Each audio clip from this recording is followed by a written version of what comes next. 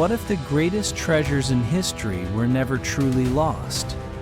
What if the golden crowns, ancient skulls, and secret maps unearthed by explorers were not gifts from the past, but riddles planted for us to find?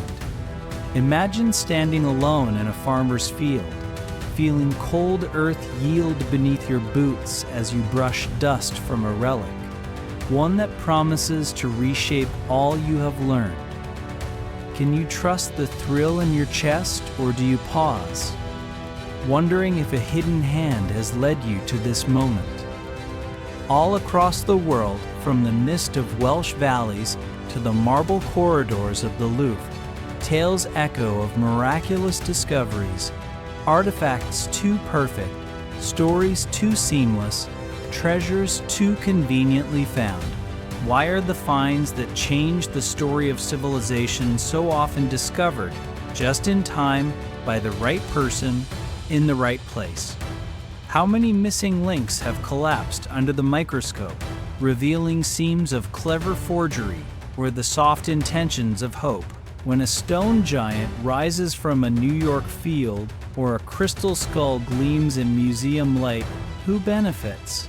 Who believes? On this journey, you are the explorer. These legends, fakes, and follies are the map.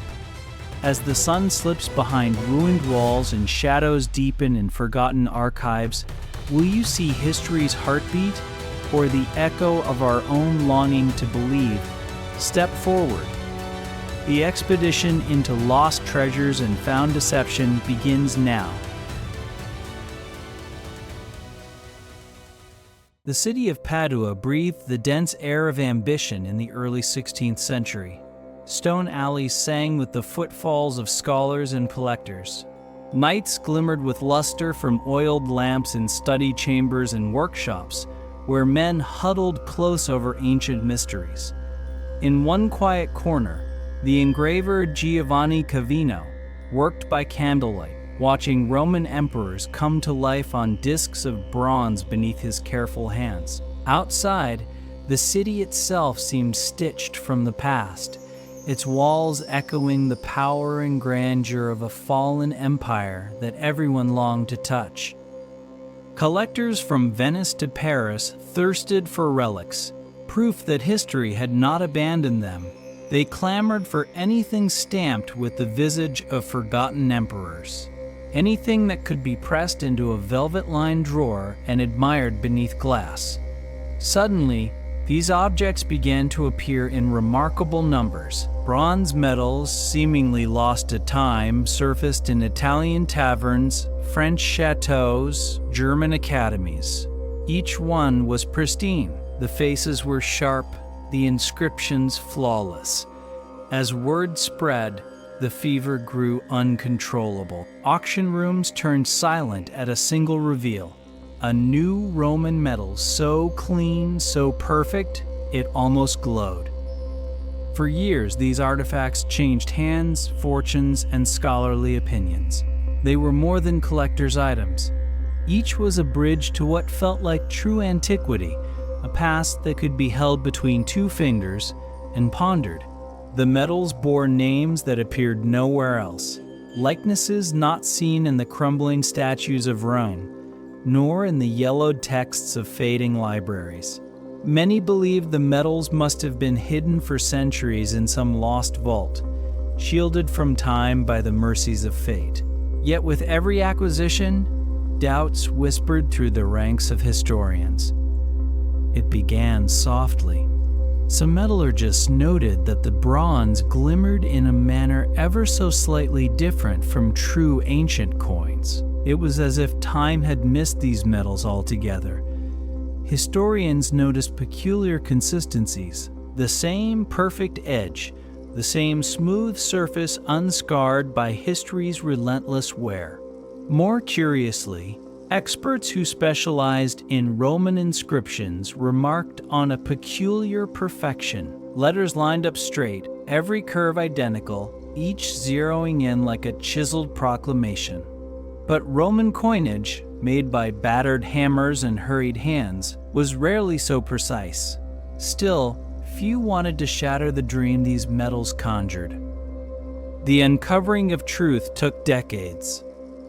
As more metals were cataloged and compared, the illusion began to waver. The trail circled back to Padua, to Giovanni Cavino's humble workshop, where it was revealed that these metals were not ancient finds, but Renaissance masterpieces. Cavino was not a trickster, at least according to some. He saw himself as a craftsman, someone who wanted to revive Rome's glory, not deceive an entire continent. He poured his skill into each metal until it rivaled anything made in the shadow of the Colosseum. But intention matters little when desire runs deep. Collectors and princes who had paid dearly for these objects were not ready to relinquish their dreams. After all, the story these metals told was too beautiful, too convenient. Some refused to believe, locking their collections away and whispering that the scholars were wrong. Others, confronted by the evidence, kept the metals as examples of unparalleled craft. In time, Cavino's work developed its own legend. The metals, now called Paduan, gained worth as objects of Renaissance ingenuity rather than Roman wealth. Museums relabeled their displays. Exhibition rooms softly murmured with the story of how hope and ambition can sculpt reality. What lingers, long after the dust settled in the corridors of Europe's greatest halls, is the lesson these metals etched in bronze. We do not just collect relics, we collect narratives. Sometimes the wish for a lost treasure can blind even the brightest minds. The boundary between genuine and imitation can grow thin as gold leaf when our hearts long too fiercely for a connection to the past. As I stepped from the quiet memory of Cavino's Padua, the winding alleys fading behind me, a new horizon beckoned. The next discovery would not shine with bronze, but whisper from the clinging soil of a French field. There, a different kind of mystery was waiting, and its secrets were inscribed not by a single man, but by the land itself. March in the year 1924 brought a thin light over the fields of Glozel in central France. Here, in the hush of rising dawn, a young boy named Emile Freyden pushed his plow through stubborn earth. His boots were heavy with clay, his breath wrapped in fog. Then, the blade jarred against something beneath the soil. Scraping, Emile uncovered an opening. Inside lay a chamber the ground had nursed for generations. Within its walls were objects no one in the village could name.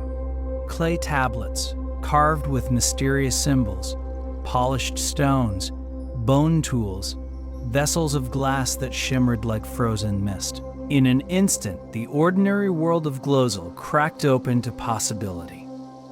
Emile's family summoned the local doctor, Antonin Morlet, and the relics soon drew eyes from across the region.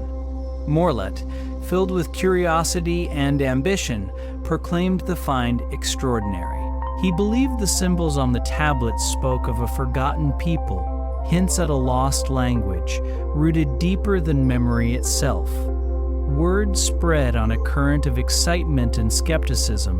Glozel might hold evidence of a missing chapter in human prehistory. Tourists came. Scholars arrived with notebooks and measuring rods. The field, once empty, became a stage for a duel between belief and doubt. Objects poured from the earth, hundreds of tablets, figurines, tools, even fragments of mysterious glassware. Some bore inscriptions that danced away from any known alphabet. Each artifact seemed to whisper its own story, refusing to fit neatly into France's historical record. But these wonders also cast shadows. Archaeologists who peered into the pit questioned the stratigraphy. The layers of earth did not agree with the ages claimed. Items from the supposed Neolithic mingled puzzlingly with those from later times. The site, so rich, felt suspiciously like a tapestry woven for effect rather than truth. Suspicion snowballed into accusation. Visitors wondered how a family with no archaeological training could unearth such a trove. Some skeptics suggested the relics had been made and buried by Emile and Dr. Morlet themselves, seeking fame or a windfall from curious travelers. Was Glozel a window into the deep past, or was it a carefully staged performance? More troubling, the site began to resemble a museum gift shop. Tickets were sold to see the dig, and artifacts changed hands for souvenirs. Scientific tests tried to untangle the mystery. Thermoluminescence dating offered a fractured verdict. Some pieces seemed ancient, but others were recent, their age lost in a thicket of uncertainty. No one could say with conviction whether Glozel's relics were genuine, a mishmash of chaos, or the artifacts of an elaborate hoax. Legal battles flared. Emile was accused of fraud, though the charges fell away like autumn leaves. The world's experts could not reach consensus. The chamber beneath Glozel remained silent, unyielding, its true story buried beyond the fingertips of investigation. What made Glozel so haunting was the depth of imagination it provoked. Scientists found the evidence conflicted, yet they returned again and again, compelled by the possibility of a revelation. The village itself was transformed. Locals who used to measure time by crops and church bells now found themselves at the center of a global controversy. Emile, steadfast as the stones, insisted to his dying day that every fragment was authentic and every scoop of soil was undisturbed. Stepping away from that frost-bound field, the silence rang with a question. How much of our understanding is shaped not just by discovery, but by desire? Does belief lean inward, coloring the soil before we ever dig? As the echoes faded, I turned toward a far-off city, dragged by rumors of ancient statues so magnificent that their very presence remade the truth in museums.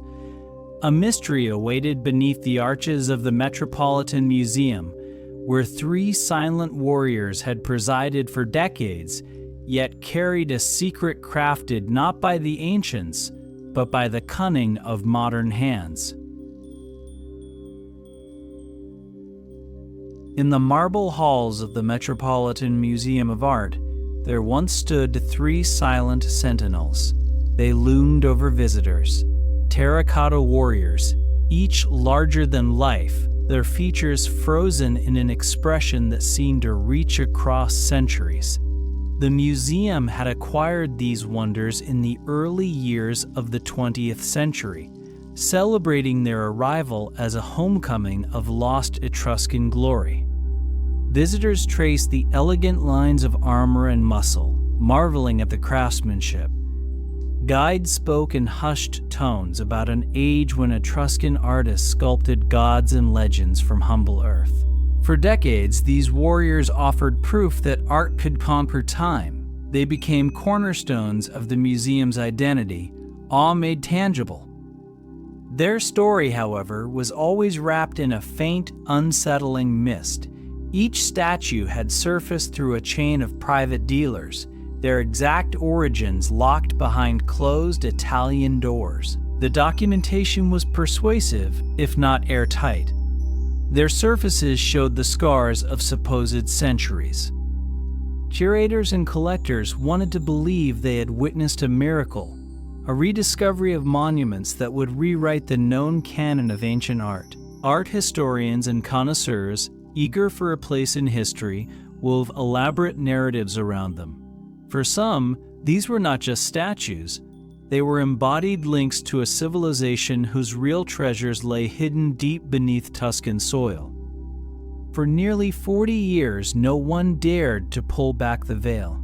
Around the bases of the warriors, people gathered for discussions in the glow of marble and terracotta, their voices dancing with speculation about Etruscan rituals and lost legends. Catalogs described the intricate detail of hair and armor.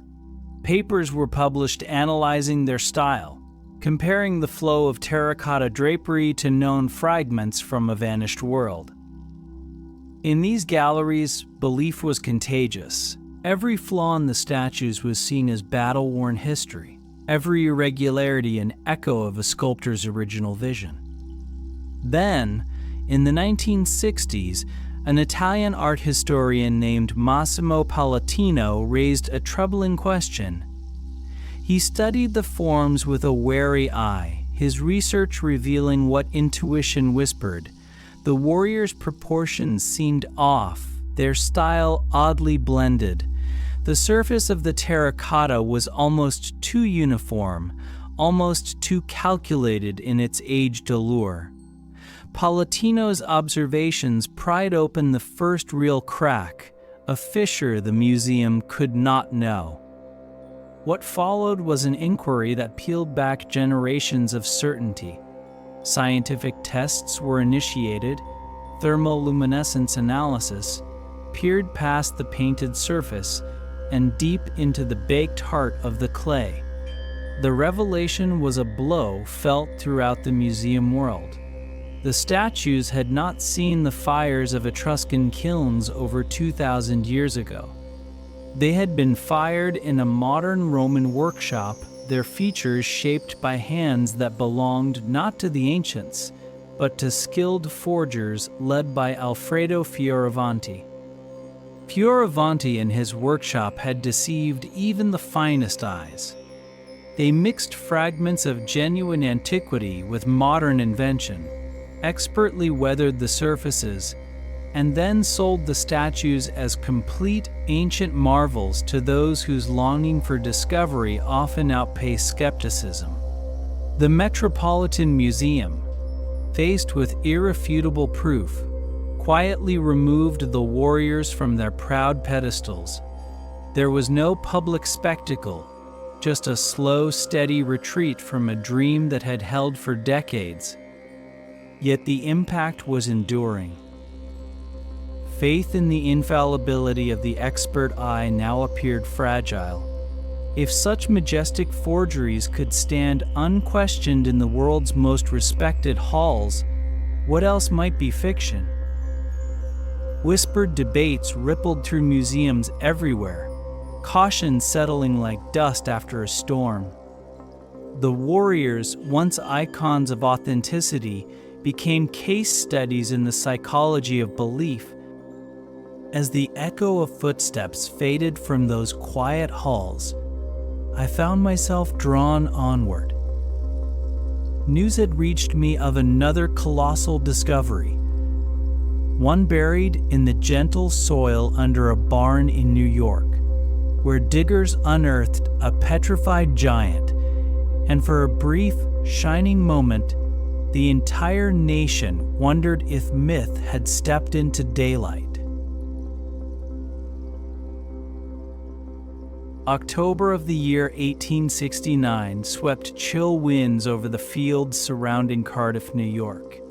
In the quiet shadow of a barn, workmen dug for water, their shovels biting into clay and stone. Then, with a dull thud, the metal met something unexpected and unyielding. They cleared the dirt away and stared, unbelieving, at a giant pale foot. Stretching beneath the earth was the outline of a colossal stone man, over 10 feet long, buried as if waiting to be awoken by these ordinary hands. News galloped through the towns and villages with the speed of rumor. Within hours, men and women streamed to the farm by the wagon load, drawn by the promise of a miracle. There, encased in the cold embrace of the earth, lay what some called a petrified giant. People gasped at the sight, and stories quickly grew from whispers into declarations. This was proof, they said, that biblical giants had once roamed these lands, a living link between myth and soil. With every passing day, the throng grew larger, as did the coin taken in by the barn's owner, who charged eager onlookers for the privilege to stand in awe. In smoke-filled parlors, scientists and theologians pondered the implications. Was this statue a relic of ancient peoples? Was it, as some preachers claimed, evidence of Genesis turned to stone? Arguments spun beneath oil lamps and thundered from the pulpit. Newspapers sent their men, who described the giant's weathered features, its broad shoulders, its hands quietly folded across its chest. America, hungry for wonder, devoured the spectacle. Yet, away from the crowds, one man nursed his secret with a carefully hidden smirk. George Hall had engineered the entire affair. Sparked by an argument with a revivalist preacher on whether giants had truly walked the earth, Hall resolved to teach the country a lesson about gullibility. He sought out a massive block of gypsum from Iowa, shipped it to Chicago, and hired a pair of sculptors to carve a figure both human and otherworldly. They stained it, aged it, roughed its surface, then freighted it east, burying it deep on his cousin's land. For a year, they let time settle and grass grow, waiting until Hull's cousin called for a well to be dug where the giant lay entombed. It was not the learned scientists, but a paleontologist named Othniel Marsh who was among the first to see past the fantasy. He observed the tool marks, the artificial aging, and proclaimed it a fabrication. Despite mounting expert skepticism, the spectacle refused to die. Hall's cousin sold shares in the giant. A syndicate swept it off to Syracuse and then to New York City, where crowds lined up, determined that awe must surely count for something. By then, showman P.T. Barnum, ever vigilant for the next crowd pleaser, had created his own fake Cardiff giant and declared the original to be the fraud. The confusion deepened. Was there ever truly a real giant at all? Hull, seeing the chaos he had unleashed, eventually confessed. He revealed each careful step, every calculated deceit, and still belief in the marvel would not fully die. People kept coming, kept dreaming, and kept arguing, some saying that Hull's confession was itself a plot to suppress the truth. The Cardiff giant remains a monument to yearning and invention. A story about how badly people want to believe in wonders just beneath their feet, how credulity and hope can build spellbinding illusions. The legacy of that buried lie did not fade with the crowds. Instead, it planted new questions, new suspicions. And so, led by the lingering echo of that spectacle, I set out for the gravel pits of England, where yet another find, a curious set of bones, claimed to bridge humankind with its shadowy origins. It was a find that, for a time, would puzzle the very core of science itself. In the chill of December 1912, a small gathering of learned men leaned over a set of fossilized bones on a mahogany table in London. The pieces were awkward but intriguing, a skull that seemed to whisper of humanity, paired with a jawbone shaped for chewing in the jungles of old. Charles Dawson, an unassuming solicitor and dedicated fossil hunter, presented them to the Geological Society with quiet pride. He claimed to have excavated the fragments from a gravel pit near Piltdown, Sussex, a sweep of land gray under English winter skies and thick with the secrets of the ages. The bones, when arranged, suggested an extraordinary creature. The skull, with its broad dome, hinted at a mind capable of thought and invention. The jaw, worn and heavy, recalled the brute strength of an ancestor yet untamed. The prevailing belief was simple and powerful. Here, at last, was the fabled missing link between modern human and ape. The fossil would be called Piltdown Man Eothanthropus dawsoni, a name that would shape lectures and textbooks for decades. Excitement flourished across Britain. The need for proof of a native evolutionary heritage gripped the scientific community. With finds like Neanderthal in Germany and Java Man in the East, Britain wanted its own place on the evolutionary map. Piltdown Man seemed to fit a cherished narrative, appearing just as theories predicted. Over years, Dawson and Arthur Smith Woodward, the esteemed keeper of geology at the British Museum, staged further excavations. Each search unearthed more fragments. Yet, all was not settled in the quiet rooms of inquiry. French paleontologist Marcelin Boule examined casts and raised doubts. He argued the jaw and skull did not and could not belong together. Others whispered that inconsistencies lingered in fossil composition and development. Skeptics were brushed aside, their caution smothered by the swell of patriotic science. Piltdown Man's influence ran deep. Broad new branches of evolutionary theory took root. Teachers illustrated family trees, placing the Sussex specimen squarely between ancient apes and modern humans. Alternative fossils discovered around the world were deemed questionable if they did not resemble Piltdown's curious mixture. A story had crystallized, and it would take root for more than 40 years. Then, in the middle years of the 20th century, the world of science changed. Tests grew more sophisticated. In 1953, a trio of researchers, Kenneth Oakley, Joseph Weiner, and Wilfrid LaGrosse Clark, brought fluorine analysis to bear on the fossils. Their work delivered a thunderclap. The skull was medieval, only centuries old, and the jaw belonged to an orangutan. Even the teeth had been filed down to mimic the wear pattern of human molars. All the bones had been stained, darkened to appear ancient. The greatest evolutionary find of British history was exposed as a carefully orchestrated fraud. Suspicions naturally turned to Charles Dawson. He had discovered the bones, controlled the site, and after his death, there were no further Piltdown finds.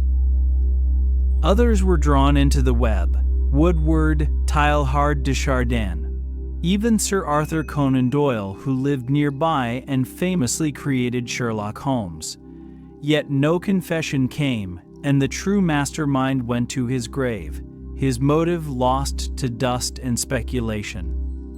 Were these bones planted as a nationalist prank? Was it rivalry, or a need for recognition that drove the deception? The answers remain lost. Piltdown Man stands as a monument to how fiercely people want to believe and how easy it is for hope to sculpt reality. Scientific rigor fell away when the evidence seemed to fit a cherished narrative. I left Sussex beside a bitter wind, pondering the next trail of artifacts whose power to enchant transcended ordinary understanding. The legends of the crystal skulls, objects thought to hold wisdom from vanished worlds, called me onward, their polished faces gleaming from museum shelves as if daring the world to guess their real story. They shone like trapped spirits in silent museum cases, their smooth surfaces cool and almost otherworldly beneath the gentle spill of spotlights. Crystal skulls, each carved from a single block of pure quartz, radiated an eerie magnetism, a kind of chill that made visitors linger. Some swore they heard faint melodies as they gazed upon the hollow eyes. Others pressed their palms close to the glass, seeking some ancient wisdom they hoped might echo back. For generations, these objects stood as puzzles in the grand halls of the British Museum, the Smithsonian, and Parisian galleries. a small galaxy of gleaming relics that seemed to defy the boundaries of both science and myth. The story behind these skulls was as beguiling as their glimmer. Sellers in late 19th century Europe promised their buyers extraordinary tales. Each artifact, they said, was the handiwork of vanished gods or priestly sculptors who ruled in the jungles of southern Mexico and Central America. The skulls, they insisted, possessed unknown powers. Visions, healings, the ability to hold untold secrets of the ancient world. The most storied of these, the so-called Mitchell Hedges skull, was claimed to have emerged from a collapsed Mayan temple in the hands of a young woman guided by candlelight and destiny. Only decades later, under scrutiny, did the legend begin to crack. It is easy to understand the enchantment. True ancient crystal carvings are rare and notoriously difficult, especially for civilizations without the use of metal tools. The skulls appeared to bridge the world of factual history and the supernatural, offering a direct link to ceremonies lost beneath vines and silence. Yet for all the folklore, not a single crystal skull was ever found in a documented archaeological dig. No careful journal, no trench-side photograph ever proved their link to a pre-Columbian altar or burial. They arrived instead through the hands of collectors, often appearing at just the right moment to dazzle and confound. As the decades turned and technology improved, a new kind of investigator entered the story. Scientists brought the hard lens of the microscope, examining the surfaces of these haunting shapes. They found marks, tiny grooves cut not by lost hands, but by rotary wheels and modern abrasives. The skulls, they realized, had not been polished by centuries of gentle sand and ritual, but by the jeweler's wheel, a tool unknown in Mesoamerica. The quartz itself, under chemical gaze, proved to be from mines in Brazil or Madagascar, places far distant from the Olmecs or Maya for whom these relics were supposedly carved. This discovery, for some, changed nothing. Those who had fallen under the crystal spell refused to release their belief. Exhibitions and books doubled down on their mystery. A new age of seekers insisted that the skulls still held power, perhaps even more now that their historical record was unprovable, as if the very ambiguity gave them strength. Stories multiplied. Claims of visions in candlelit rooms, of healing energies, of voices whispering advice from behind the mask of glass. Skeptics countered with evidence, but the battle was less about facts than about faith and longing. In the end, the crystal skulls serve as reminders of how easily mystery can be crafted, and how willingly many will accept legend over laboratory evidence when the legend offers communion with a deeper past. These glittering frauds, whether born of clever German hands or misdirected hope, remain captivating. Their true story is less about ancient ceremonies and more about modern yearning, the desire to find meaning and wonder just beyond the reach of certainty. Leaving the hush of museum halls, my path turned toward a sun-baked terrace in Malibu, where one of the most expensive statues in history challenged the eye not with myth, but with the silent, uneasy beauty of flawless marble. The Kouros of the Getty stood waiting, daring experts to decide whether perfection itself could ever be truly trusted. Perched above the sparkling coastline of Malibu, under the shifting California sun, stands the J. Paul Getty Museum, a palace of art and ambition. Within these marble walls lies a figure shrouded in controversy, a marble youth known as the Getty Kouros. Slender and serene, the statue gazes into eternity, one foot stepping forward as if crossing some immortal threshold. it has the grace and presence of ancient Greece, the kind of treasure that could change a museum's destiny. Yet, though it draws scholars and dreamers alike, the story of its origins pulses with uncertainty. The Getty Kouros arrived at the museum in the mid-1980s, purchased for a sum so vast it could have built a monument all its own. The sellers, armed with an impressive set of papers, claimed a noble lineage for the statue. The marble's veins, the chiseling of hair and features, the faint stains of what might be centuries, they all seemed to speak of a masterpiece carved in the dawn of Western history, some 2.5 millennia ago. Eager to confirm their fortune, the curators brought in a small army of experts. Geologists traced the marble back to ancient Mediterranean quarries. Historians pored over documents, scrutinizing each transfer and sale through a fog of decades. With every test, with every careful footnote, the weight of evidence seemed to tilt toward authenticity. The Kouros went on display, surrounded by the glow of spotlights and the reverence of hopeful visitors. For many, it was the crown jewel of the museum, a prize at the crossroads of art and eternity. But beneath the stately marble and the guarded certainty, a subtle tension grew. A handful of sharp-eyed scholars, led by the Italian art historian Federico Zerii, felt a creeping wrongness. They studied the smoothness of the skin, the odd balance of styles, a head reminiscent of Athens, a torso speaking the language of another region, a stance more suited to a textbook than a tomb. The more they looked, the less the statue felt like the work of an ancient hand. Rather, it began to seem as though someone, with meticulous care, had blended masterpieces and motifs, creating something flawless but strangely soulless.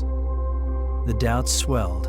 Thermoluminescence tests were ordered, seeking to read the long memory of the buried earth. Yet these scientific whispers offered no decisive verdict. Even examination of microscopic tool marks provided little certainty.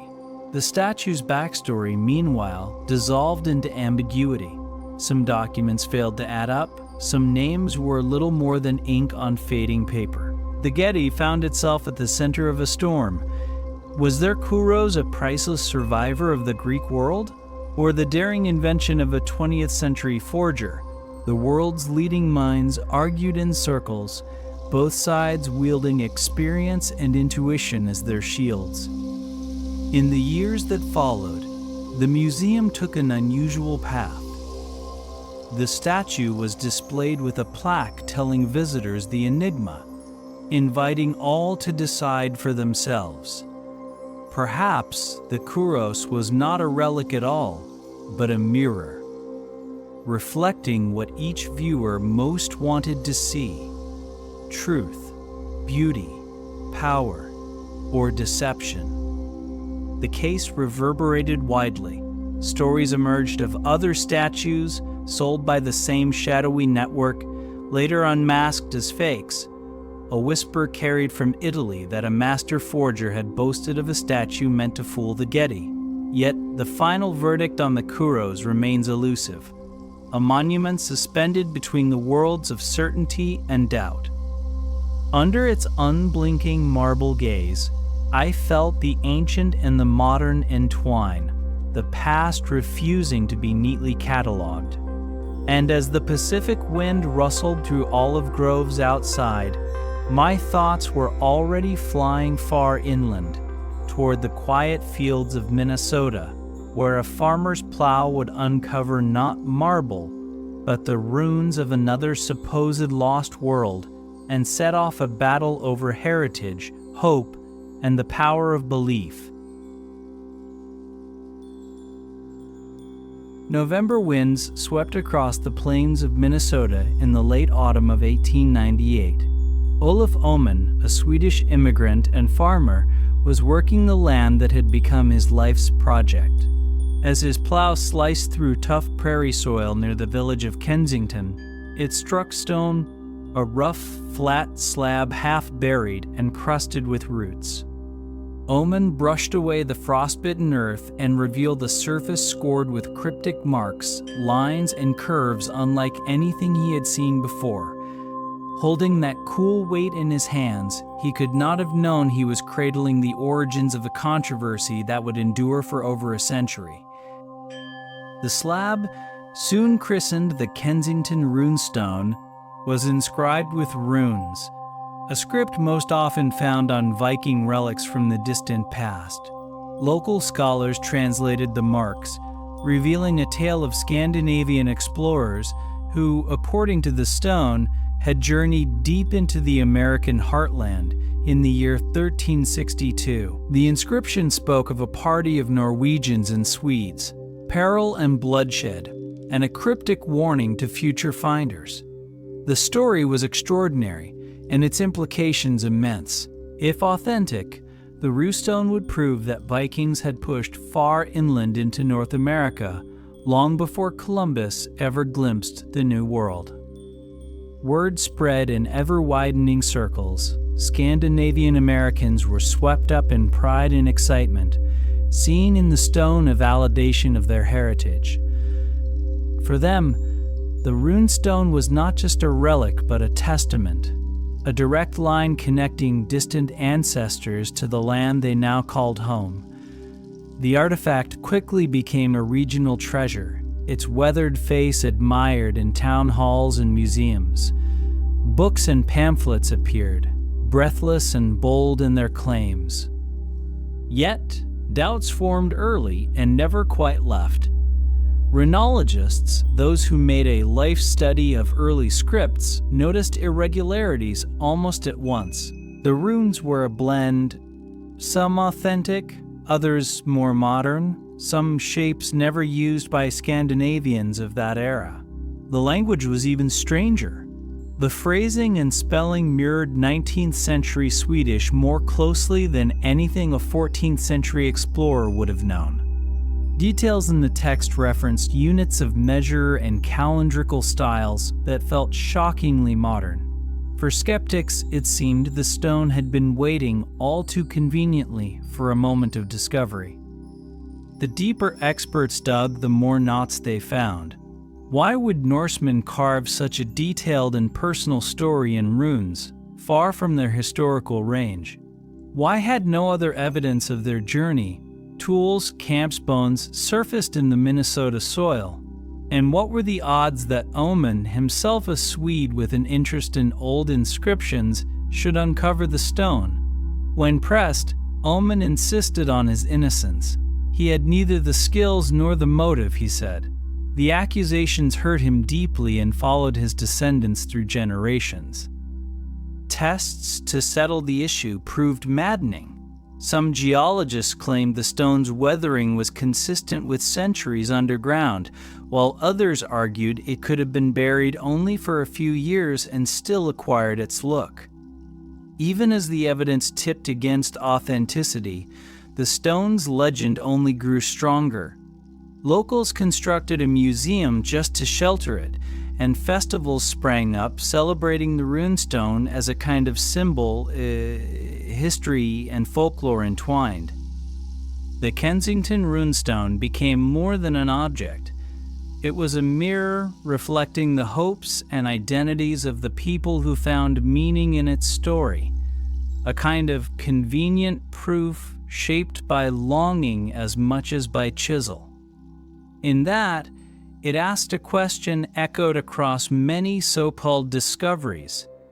Do we sometimes want the past to speak so much that we are willing to finish its sentence ourselves? As the snow settled over those Minnesota fields, I found new trails opening before me. Whispers from the fossil-rich valleys of China reached my ears. Stories of a creature said to bridge the boundary between reptile and bird, a fossil hailed as a miracle until the seams of its construction began to unravel. Liaoning Province in northeastern China is a landscape stitched with shale, dust, and secrecy, a place where time itself has settled into delicate layers. In the last years of the 20th century, these valleys became a crossroads of science and commerce, as farmers working the land began to find fossils unlike any had seen before. Some unearthed feathered dinosaurs, others the earliest birds. The discoveries launched a gold rush for ancient bones, but the hunger for headlines and profit would soon cast a shadow over all. Among these treasures, one fossil would rise to international fame, the Archaeoraptor. In the autumn of 1990, National Geographic introduced the world to what was billed as the missing link between bird and dinosaur. Those bones bore the delicate feathered wings of an early bird, yet the powerful tail and hind limbs of a small raptor. For scientists dreaming of proof that birds descended from dinosaurs, it was a dream made real. The announcement left jaws slack across the globe, magazine covers blazed with reconstructions, and the fossil became a symbol of evolutionary triumph. Stephen Cherkas, an American collector and sculptor, had purchased the fossil at a gem show, hoping to bring clarity to life's most dramatic transitions. He reached out to researchers, eager to place the specimen at the center of grandeur. But from the start, a few paleontologists felt a quiet unease. Xu Xing, a subtle and driven Chinese expert, looked closely at photographs and noticed subtle misalignments. The tailbones did not seem to belong with the rest. Such details gnawed at the edges of certainty. Not long after, in a turn as swift and shocking as a desert storm, evidence began to surface that the fossil was a chimera. Rural fossil hunters, keen to earn a better price, had learned to glue together pieces from different animals, creating new creatures from a patchwork of the real. The more Xu Xing investigated, the clearer it became. The fossil's tail matched another specimen, a small dinosaur called Microraptor, recently found on the other side of the province. The bird's body belonged to a different animal altogether. National Geographic, caught in the momentum of its own excitement, had placed its trust in incomplete checks and hurried peer review. Researchers shuddered as it became clear this miracle fossil was a fake, assembled not by the hand of nature, but by ingenuity and desperation. In March of the year 2000, the magazine faced the public, retracting their claim with pain and embarrassment.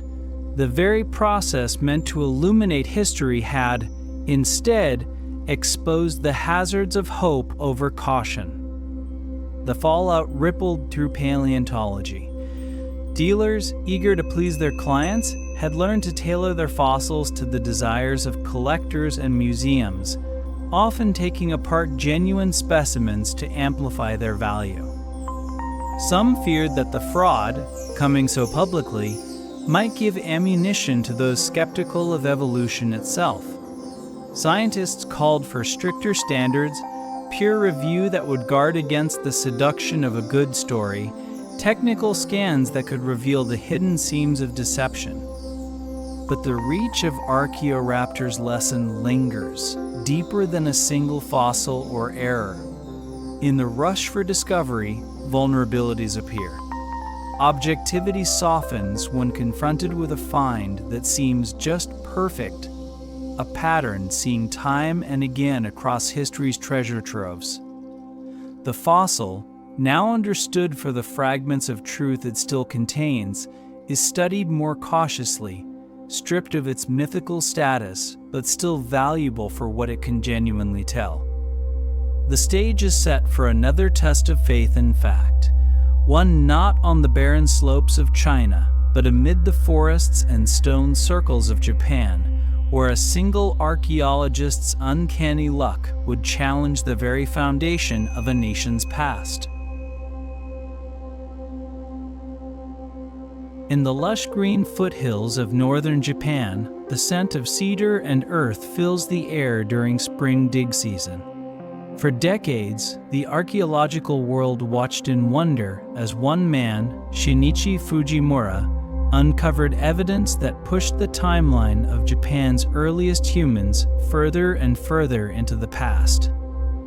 With every ceremonial inauguration, every flash of cameras, Fujimura seemed to know exactly where to put his shovel. He was called the Divine Hand, the master who could feel time trembling beneath his fingertips. Stories spread across classrooms and living rooms. In the 1970s, Fujimura started as an enthusiastic amateur, but by the 1990s, his reputation spanned the nation. Each of his discoveries was more astonishing than the last. Stone tools and ancient relics that, if genuine, would prove that humans had been living in Japan hundreds of thousands of years earlier than anyone believed. Excavations became national events. The government funded research. Textbooks were rewritten, and school children visited museum halls filled with flint blades and stone chips said to be crafted by the Dawn people of the archipelago. Fujimura's excavations drew crowds and brought honor to rural towns. Media crews filmed him at work, capturing the moment he knelt, brushed soil aside, and raised artifacts from the dark. But as the stakes rose, so did whispers of doubt among his peers. Some archaeologists quietly wondered how the divine hand could be so infallible, always finding relics where others found only empty earth. The artifacts themselves seemed curiously pristine, sometimes sitting just below the surface, their edges too sharp, their features never weathered by slow centuries. In the autumn of the year 2000, the truth surfaced in the cold morning light. A reporter from the Mainichi newspaper, after hearing rumors, staked out one of Fujimura's digs the night before an official opening. Through the lens of a hidden camera, he captured an astonishing sight. Fujimura alone, carefully digging small holes and planting ancient-looking stones and blades, making sure each was nestled precisely where it would later be discovered. When the images emerged, shock filled the nation. In a carefully televised confession, Fujimura admitted to planting artifacts at Kamitaka Mori and many other sites. With his fall, the entire field of Japanese archaeology trembled. Committees trawled through excavation records, museums closed exhibits. Years of work, once celebrated, were suddenly suspect. Some of the most celebrated finds were revealed as elaborate fictions. The reasons behind the fraud are still debated. Some say Fujimura became obsessed with fulfilling expectations. Once the so-called divine hand, always the divine hand. Perhaps it started as a harmless shortcut, but acclaim and pressure grew until he felt he could never disappoint. Others suggest a deeper desire to give his nation the oldest story of origins, to secure a proud place on the map of early humanity. The lessons swept through the profession like a cold wind. New rules were made. Work must be witnessed by multiple archaeologists, documentation required for every trowel's turn, and skepticism became as important as optimism. The divine hand, once seen as a miracle, became a warning. Yet even as Fujimura's confession faded from the primetime news, the hunger for a direct link to history could not be quelled. In the sun-bleached hills of Jerusalem, another artifact emerged, a bone box inscribed with names centuries old, suggesting a connection to the most pivotal figure in Western faith. But as with so many treasures, the box's story was shaped as much by longing and controversy as by ancient dust. The late afternoon sun slides low over Jerusalem, gilding walls and alleys with the color of ancient parchment. In this city, where faith and archaeology are like two vines forever entwined, the smallest discovery can shake the world. In the autumn of 2002, the spotlight swung onto a simple stone box, an ossuary, said to have cradled the bones of James, the brother of Jesus. The surface, weathered and rough, bore an inscription in soft Aramaic script, James, son of Joseph, brother of Jesus. In a single sentence, an object claimed to link touch, memory, and scripture, an irresistible lure for believers and seekers alike.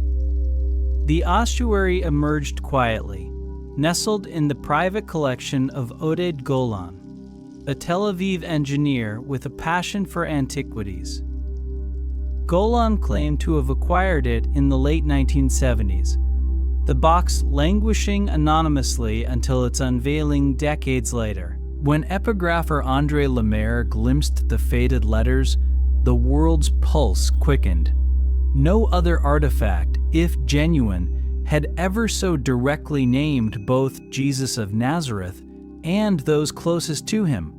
Museums signaled their eagerness to display it, scholars clashed in seminars, and the faithful traveled to simply stand in its presence. But under the bright scrutiny of hope, shadows lengthened. The stone itself was undoubtedly old, and Aramaic ossuaries were common in the Jerusalem of 2,000 years ago.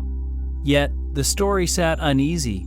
The trails of provenance were as tangled as olive branches, and the box's journey through the murky antiquities market raised early doubts.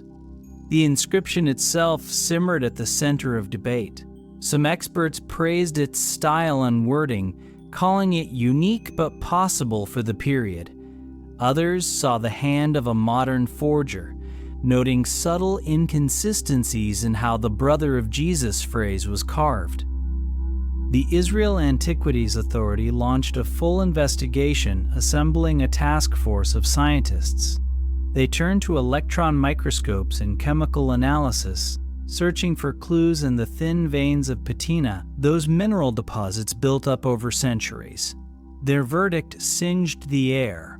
The inscription had, in places, been freshly scratched, then doctored with a slurry of modern chalk to mimic the crust of ages. Golan was arrested and charged with a host of forgeries, including other biblical relics. The ossuary itself was locked away for years, tangled in legal battles and rumor. Yet the trial, as long and winding as the city's oldest streets, never fully proved its case. Prosecution and defense summoned leading voices who argued every point. Some declared the entire inscription a modern fraud, while others insisted it was authentic, its controversy fueled by jealousy and politics in the turbulent world of biblical discovery. After a decade of wrangling, the judge acquitted Golan, citing reasonable doubt. The box was released, its mystery intact, neither condemned as fake nor wholly embraced as truth. For many, belief had become its own kind of evidence. The James ossuary became more than a relic. It embodied our hunger for certainty within the mists of time and our willingness to see what we most desire in simple marks on stone. The wound between faith and proof remains open, pulsing in the halls of museums and the pews of churches. Leaving Jerusalem's golden evening, I turned my path toward another artifact, one that would traverse the Atlantic Ocean, a single scrap of parchment whose elegant lines promised to redraw the maps of history, but brought only more questions and the delicate scent of inked deception. In a silent, climate-controlled vault at Yale University, a single yellow document has stirred debates that span continents and generations. The Vinland Map, an elegantly drawn parchment said to date from the middle of the 15th century, bears coastlines and place names that could rewrite the story of European exploration. On its fragile surface, far to the left of Europe and Iceland, lies a sketch of North America, labeled as Vinland, land of vines. If authentic, it would prove that Norse sailors mapped the New World decades before Columbus set sail. To some, it shimmered as the missing link, a triumph held tight by time and luck, ready to topple long-cherished myths. The map's story began in 1957, when a rare book dealer offered it for sale, bundled with a medieval history of the Tartar peoples and a manuscript by an Italian monk. Yale, drawn by the thrill of discovery, quietly acquired it and embarked on half a decade of quiet study. Then, in the spirit of academic thunderclaps, the university announced their find to the world in 1965, days before Columbus celebrations would sweep the nation. Public fascination ignited instantly, and the map became a sensation. Its lines, drawn in a confident medieval hand, seemed too good to doubt. Here was Greenland, distinctly separated from the mainland, and beyond it, Vinland, inked in a style that only someone with first-hand knowledge of Atlantic crossings could achieve. For many, it was a delight, a challenge to old narratives that centered Columbus and celebrated the untamed impulse to explore. But history, especially when revised with such poetic convenience, resists tidy endings. Skeptics pointed out discrepancies. The form of Greenland did not match diagrams known from the time. Certain Latin abbreviations and place names looked subtly anachronistic. More troubling was what the eye could not see, a chemical signature unique to the ink. Scientific testing over the years, led by Walter McCrone and other pioneers, revealed the presence of anatase, a form of titanium dioxide manufactured in the 20th century. No medieval scribe would have had access to such a pigment. Even as these findings cast doubt, another team pointed to the actual parchment. Radiocarbon analysis dated the calfskin to somewhere between the mid-1300s and the late 1400s, squarely medieval. Such results left experts and laypeople adrift on a sea of uncertainty. Could this be a genuine ancient map touched up by a modern hand? Or had a talented forger masterfully recycled old parchment for their deception? Academic conferences devolved into battlegrounds. Celebrated map historians argued for its authenticity, desperate for the story to hold. Others, equally passionate, tore apart the evidence as scientifically and linguistically flawed. The Vinland map transformed into a symbol of our yearning for new frontiers and the stubbornness of cherished stories. Today, it sits in quiet exile, rarely displayed and always sparking whispered arguments at the edge of the exhibit floor. It is studied as both artifact and cautionary tale, a faded window into what we want the past to be, and a mirror for our creative impulses to mold history. Yet as I left the Yale archives, the faint scent of calfskin still clinging to my fingers, a new kind of relic called to me, a burial cloth famous for the face it displays, where faith and skepticism have danced for centuries, and every fiber is woven with controversy. Beneath the echoing arches of Turin's great cathedral, behind glass thick as hope itself, lies a cloth woven into the heart of mystery. The Shroud of Turin, stretched out, pale and time-worn, bears the faint, shadowy image of a man, arms crossed, wounds visible, face calm in eternal silence. For centuries, the shroud has moved the hearts of millions, offering a physical connection to the story of Christ's final hours. Pilgrims cross continents to kneel before it, tracing sacred lines with trembling eyes. Others come with cameras and chemistry, determined to solve a riddle written in linen and legend. The story of the shroud winds back through layers of dust and devotion. Some say the cloth first appeared in the custody of crusaders, brought west from the war-torn lands of Byzantium. Others trace its history only as far as the mid-14th century, when it surfaced in France, declared a miracle and the burial wrapping of Jesus himself. In every age, the faithful crowd near, searching for proof or the majesty of doubt. Catholic popes have veiled and revealed the shroud in equal measure, at times protecting it as relic, at times allowing science to judge its secrets.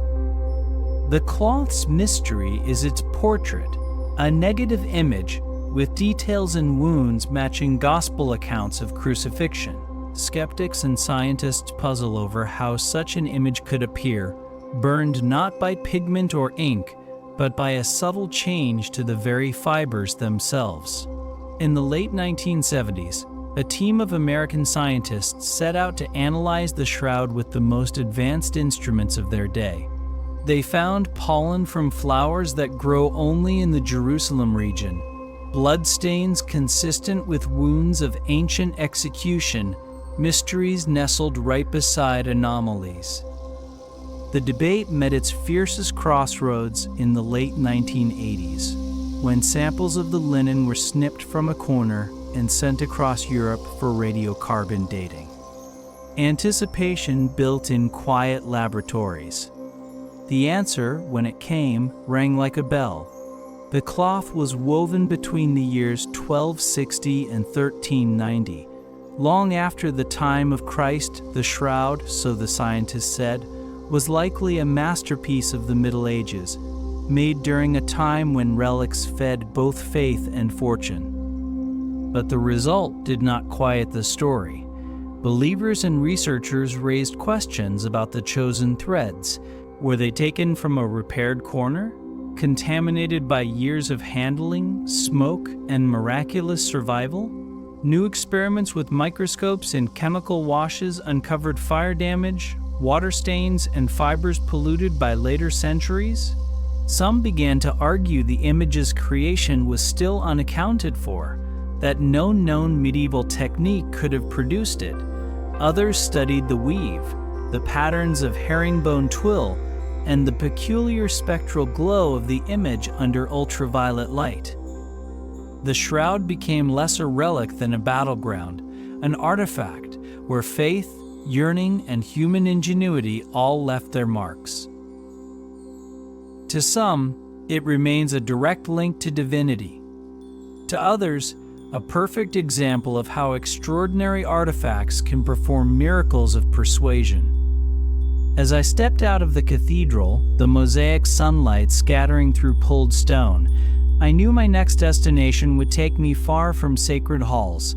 Across the ocean, on an island battered by wind and legend, lay a pit so deep and so long dug that it had consumed entire fortunes, and yet never yielded more than fragments and rumors.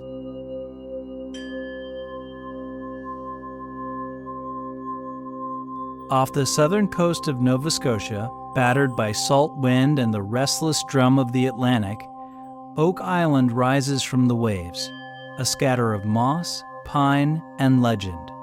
For generations, this patch of earth has drawn adventurers, inventors, and treasure hunters, all searching for a secret so grand it could alter fortunes. The island's most famous feature, the Money Pit, is little more than a hole in the muddy ground. Yet for over 2 centuries, that pit has been the stage for one of the world's most persistent and puzzling treasure hunts, a blend of hope and hardship, where facts disappear as quickly as the tides. The story begins in the late 18th century. 3 teenage boys, drawn by rumors of hidden loot, spied a curious depression beneath an old oak.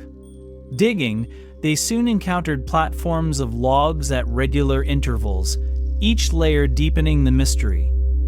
As their shovels bit through earth and rock, tales of buried pirate gold and lost manuscripts flourished. The island soon teemed with men and machines, from eager farmers to wealthy syndicates who brought in drills, pumps, and even steam engines to wrest prizes from the mud. Every few feet brought a new clue, marks that might be traps coconut fibers never found on northern shores. Flat stones carved with indecipherable codes, stories of iron-bound chests always just out of reach. Flood tunnels, it was said, channeled water into the pit whenever someone dared to approach its final depths. The more they dug, the more treacherous things became. Caverns filled suddenly with seawater. Strange gases began to swirl, fortunes vanished in the churn, but the legend only grew with every failed expedition. From treasure maps found sewn into old coats to rumors of the lost jewels of Marie Antoinette, or even the secrets of Shakespeare's true identity, Oak Island has carried every kind of dream, each less likely than the last. Modern-day explorers have brought advanced sonar, cameras, and satellite surveys, yet they too find themselves standing at the muddy rim, peering into darkness, both literal and historical. Caches of coins and tantalizing artifacts, a Spanish coin from the 1600s, aged wood and metal that drift through ancient hands, are discovered just often enough to keep hope alive. Each discovery adds another layer to the legend, another reason to keep searching. Some believe the traps and blocking tunnels must conceal something of unimaginable value. Others whisper that the greatest secret on Oak Island is not what lies buried, but the machinery of the hunt itself, the shifting alliances, betrayals, and obsessions of those determined to keep digging despite endless setbacks. Some diggers find themselves no closer to riches, yet utterly unwilling to step away. The money pit, it seems, has a power of its own, drawing out both courage and folly. The true treasure of Oak Island might not be gold or manuscripts at all, but the story, perfectly placed and endlessly retold, one that draws out the explorer in all of us. And after years beneath the branches of that wind-carved oak, questions still remain in the cool morning light. One final question traveled with me, echoing through vaults and museum halls. Could even the most respected experts be deceived by a golden crown gleaming in the heart of Paris, a masterpiece hiding the clever touch of a forger's hand? Paris in the late 19th century glowed with ambition and delight, its boulevards alive with laughter and invention. In the hushed corridors of the Louvre Museum, curators prided themselves on their eyes for beauty, for age, and for legend. One fateful winter, into this gilded heart of European art, arrived the tiara of Saitaphernes, an exquisite golden crown, broad and dazzling, inscribed with scenes and words that seemed to whisper the mysteries of the ancient world. The story that accompanied the tiara sparkled almost as brightly as its surface. Dealers claimed it had been unearthed from a distant steppe, once gracing the brow of a Scythian king who ruled lands cooled by northern winds and fierce with horsemen. The object was perfectly timed. At the end of the 1800s, Europe was afire with fascination for the ancient East, hungry for relics that proved the wild tales of explorers and scholars. The Louvre, eager to lead this new historical dance, acquired the tiara for a sum that matched its grandeur. Once displayed, the tiara of Saitaphernes drew crowds. Visitors marveled at the filigree, the delicate hammering of gold that echoed lost centuries. The museum's guides spoke reverently of its provenance, tracing Saitaphernes' name through half-forgotten chronicles and epic poems. The tiara was a triumph, a crown for the Louvre's reputation, a treasure so conveniently found and so perfectly preserved it seemed almost magical. Yet Paris breeds skepticism as well as luxury. While the world celebrated, a handful of archaeologists and jewelry experts paused. They found small oddities in the workmanship. The method seemed modern, the style not entirely consistent with known Scythian examples. Some wondered how such a masterpiece had avoided the wear of millennia, or why there were no references to a crown of this sort in the region's actual history. Doubts gathered like winter mist.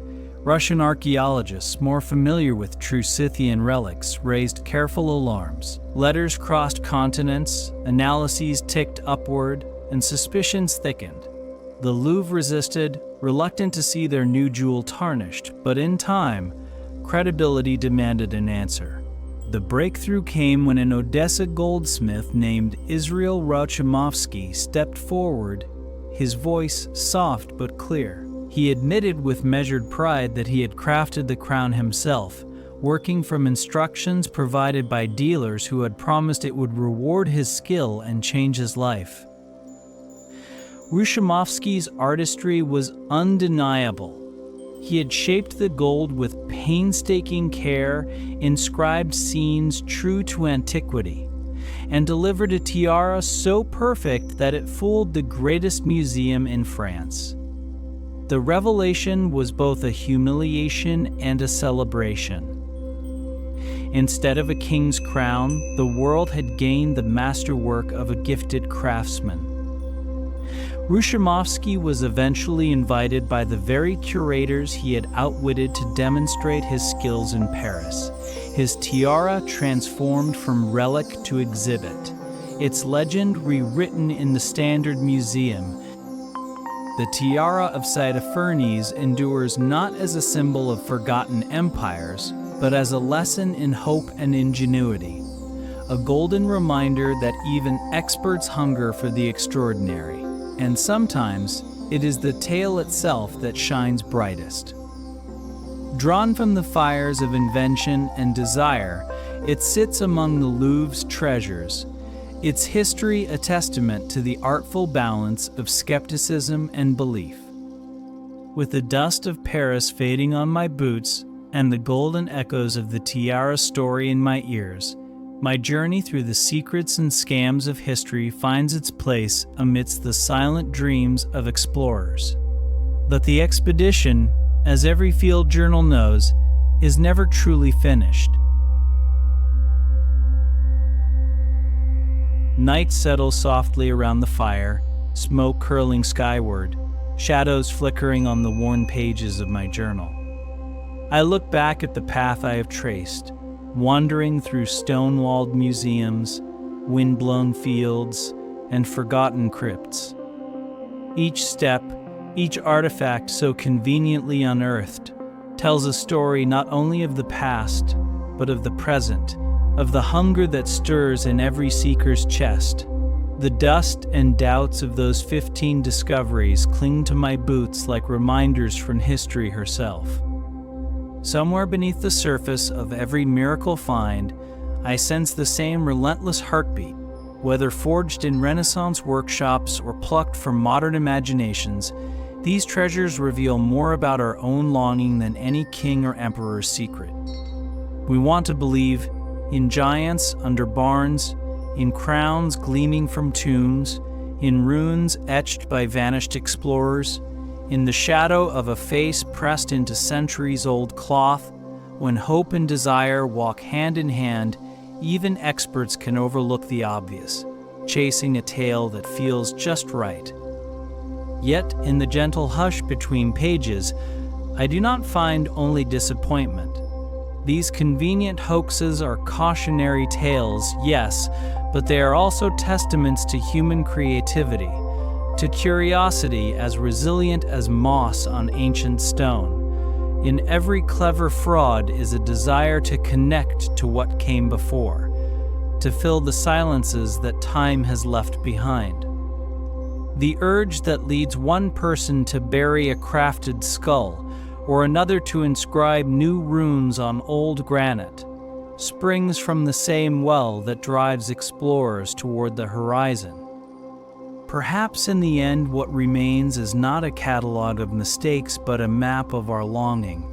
The past is not just a place of firm ground and proven fact. It is a shifting landscape where myth and truth drift in the corners, waiting for each new generation to listen, to question, to wonder. Another piece of the puzzle, another secret swallowed by the ages. If I have learned anything in these shadowed ruins and golden halls, it is this: history does not whisper. It waits, quiet, patient, ready for the next explorer who dares to brush away the dust and step forward into the unknown. And as the embers glow low and the world grows silent, I know this is only one chapter in an endless journey, with many more mysteries just beneath tomorrow's horizon.